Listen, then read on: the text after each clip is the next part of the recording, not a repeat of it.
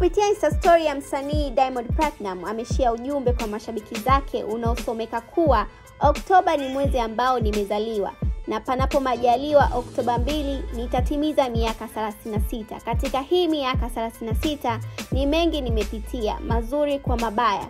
Namshukuru Mwenyezi Mungu kwa kunifanya yote na kuyapokea kwa uchanya. Na naamini ndiyo yaliyonijenga hadi leo hii kuwa hapa. Kwa kweli nimekuwa na bahati na kupenda na kusapotiwa kwa kipekee sana.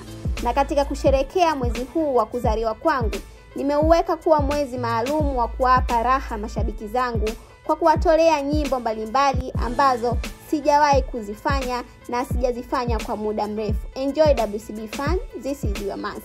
So ujumbe huu wa Diamond Platnumz kupitia Insta story yake inadhihirisha shairi kuwa Diamond anakuja na pure bongo flavor ambazo hajafanya kwa muda mrefu. Kama wewe ni mfuatiliaji wa Diamond na muziki wa Diamond Platnumz, utagundua kuwa hivi karibuni Diamond amedili sana na muziki wa international. Amekuwa akipokea korabo na akitoa korabo kwa wasanii nje ya Afrika. So tutegemee nini kutoka kwa Diamond Platnumz kupitia mwezi wake huu wa 10? Na good thing Diamond ameachia kionjo cha wimbo wa Msumali, wimbo ambao unadhihirisha ni moja ya wimbo ambao utatoka mwezi wa 10. Usisahau kudrop ya comment. Hii ni Digital Media _tz. Bye bye.